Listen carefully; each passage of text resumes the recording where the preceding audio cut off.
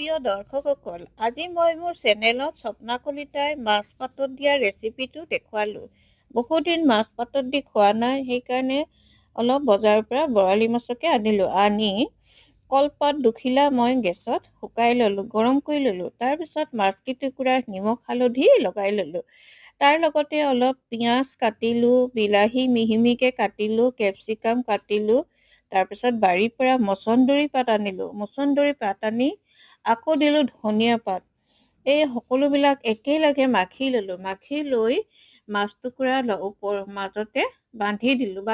তাৰ পাছত আকৌ নেমু টেঙা দিলোঁ। নেমু টেঙা ৰস দিলোঁ। ৰস দি পাতকেইখিলা ধুনীয়াকৈ বান্ধি লৈ গোটেইখিনি একেলগে মিলাই ল'লোঁ। মিলাই ধুনীয়াকৈ পাতকেইখিলা বান্ধি ল'লোঁ। বান্ধি লৈ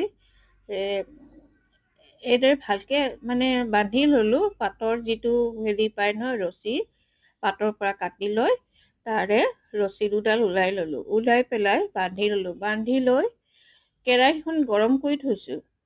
কেৰাহীখন গৰম কৰি মই এই টোপোলাটো সেই কেৰাহীতে দি দিলোঁ। কেৰাহীখন গৰম কৰি লৈছোঁ। গৰম কৰি টোপোলাটো ভালকৈ বান্ধি ল'লোঁ। বান্ধি লৈ গৰম কেৰাহীটো দি দিলোঁ। বান্ধি লৈ গৰম কেৰাহীটোত দি দিলোঁ। দিয়াৰ পাছত 10-15 মিনিট এনেদৰে উল্টা পুল্টাই দিলোঁ আৰু ঢাকি দিলোঁ। ঢাকন দিও দিলোঁ। ঢাকন দি উল্টাই পুল্টাই তাৰ পাছত পাতকেইখিলা যেতিয়ালৈকে শুকান হৈ নাযায় তেতিয়ালৈকে থৈ দিলোঁ। থৈ দিয়াৰ পাছত এনেদৰে থৈ দিয়াৰ পাছত পাতকেইখিলা শুকাই গ'ল, মচমচীয়া হৈ গ'ল। তাৰ পৰা কেৰাহীৰ পৰা নমাই আনিলোঁ। নমাই আনি টোপোলাটো খুলি চালোঁ। খুলি চাই সকলোবিলাক মিলাই ল'লোঁ। মিলাই এটুকুৰা চামুচ এখনেৰে অকণমান খাই চালোঁ।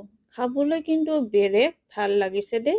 আপোনালোকে এনেকৈ বনাই চাবচোন। মচন্দৰী পাত, ধনিয়া পাত এইবিলাক দি খাবলৈ কিন্তু বহুত সোৱাদ লাগিছে দেই। আপোনালোকে মোৰ চেনেলটো চাব দেই। চাব, মোক ছাবস্ক্ৰাইব কৰিব, লাইক কৰিব, শ্বেয়াৰ কৰিব। ধন্যবাদ।